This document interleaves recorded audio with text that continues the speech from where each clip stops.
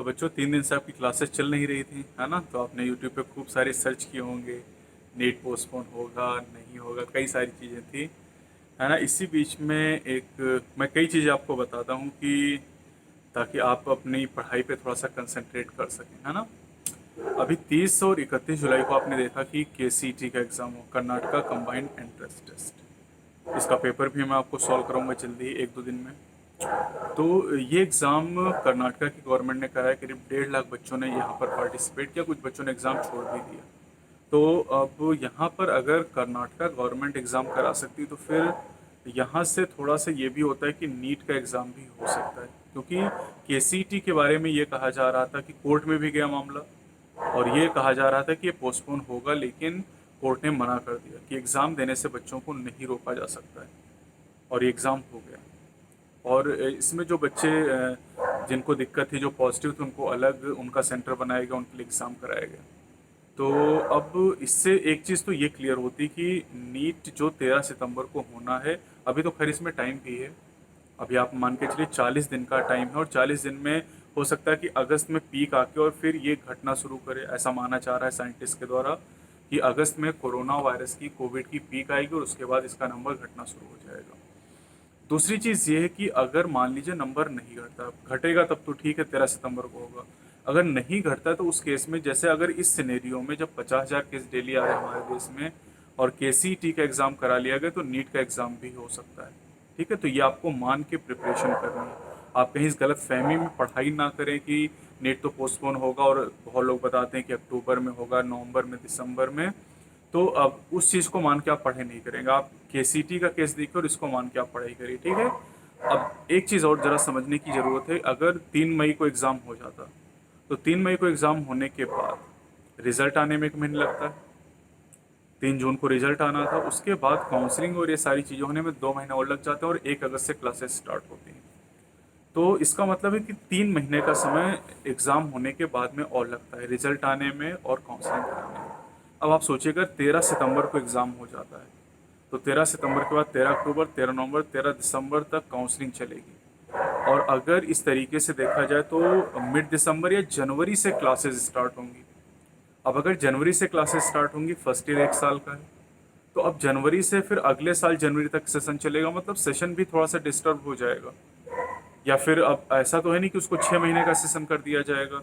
ये तब कंडीशन है जब 13 सितंबर को एग्ज़ाम हो जाए। अब अगर कंडीशन ये आती है कि जैसे कई लोग बता रहे हैं यूट्यूब पे कि दिसंबर में एग्ज़ाम होगा, तो फिर दिसंबर में एग्ज़ाम होगा तो काउंसलिंग होते होते मार्च आ जाएगा, और अप्रैल में फिर क्लासेस शुरू हो जाएंगी, तब तो पूरा फिर सिस्टम ही गड़बड़ हो जाएगा। जो एकेडमिक कैलेंडर होता है, एकेडमिक सेशन होता है, वो पूरी तरीके से डिस्टर्ब हो जाएगा। तो इसको देखते हुए जो गवर्नमेंट है वो एकेडमिक जो सेशन है, कैलेंडर, उसको अब बहुत ज़्यादा डिले नहीं करना चाहते, और बच्चे भी जो बहुत अच्छी तरीके से तैयारी कर रहे हैं, इतने महीने से पढ़ रहे हैं, अब क्योंकि समय ज़्यादा हो चुका है ना। अब देखिए, जिस बच्चे ने पिछली साल मार्च अप्रैल से इस तैयारी स्टार्ट कर दी 2019 से, उसके लिए मार्च 2020, अप्रैल 2020 1 साल हो गया, उसके बाद मई, जून, जुलाई, अगस्त, है ना? मतलब 16 महीने हो चुके हैं, तो बहुत सारे बच्चे पक भी चुके हैं कि अब एग्ज़ाम हो जाना चाहिए, और सोशल डिस्टेंसिंग और बाकी चीज़ों को मेंटेन करते हुए, प्रिकॉशंस को रखते हुए एग्ज़ाम क्यों नहीं कराया जा सकता है? मतलब आप देखिए कि चूँकि हर चीज़ लगभग ओपन हो चुकी है, स्कूल, कॉलेज, है ना? और सिनेमा हॉल को छोड़ के, है ना? कोचिंग्स को छोड़ के बाकी हर चीज़ ओपन हो चुकी है, और सभी लोग ऐसी जगहों पर जाते हैं, तो फिर एग्ज़ाम देने से क्यों डर लग रहा है?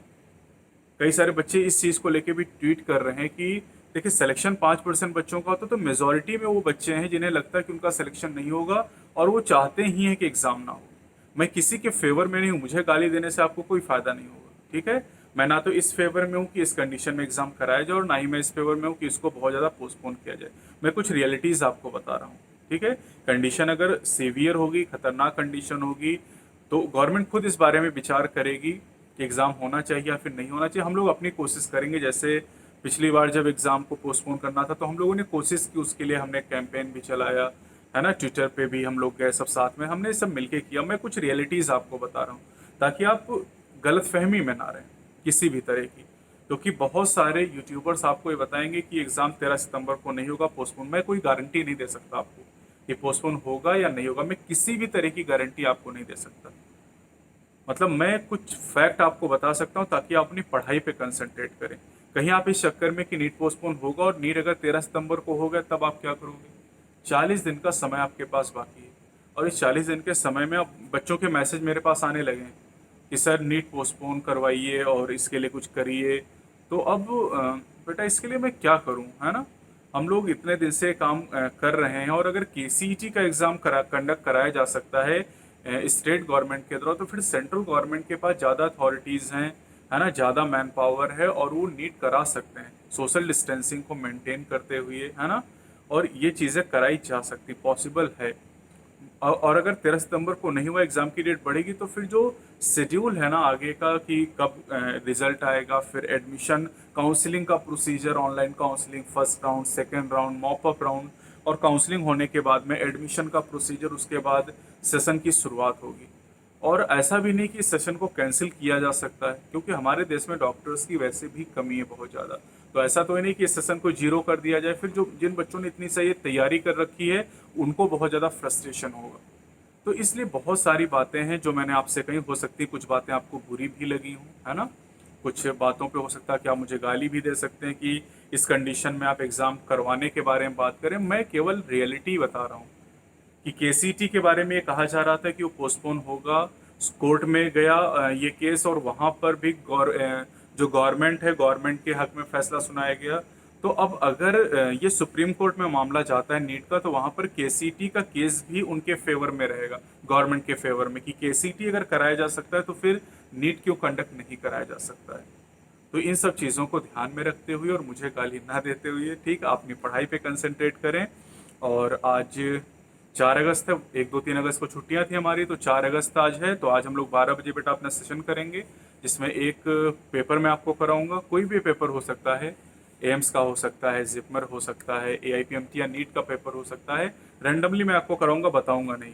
पेपर करने की ड्यूरेशन में आपको नहीं बताऊंगा किस चीज़ का पेपर आप करें। जब पूरा पेपर कंप्लीट होगा तब मैं आपको बताऊंगा। और रात में जब आपका सेशन होता है 9 बजे, जहाँ पर हम एक एनटीए का मॉक टेस्ट करते हैं, उसका भी नंबर अब मैं इस पेपर कराने के बाद में सबसे लास्ट में बताऊंगा। अभी तक मैं रैंडम क्वेश्चन भी करा रहा था, लेकिन पेपर का नंबर भी मैं सबसे लास्ट में आपको बताऊंगा।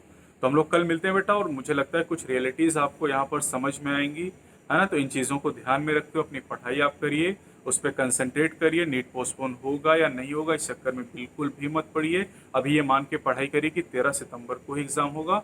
बाकी जो भी चीज़ें होंगी उनके बारे में लगातार हम लोग डिस्कस करते रहेंगे। Best of luck.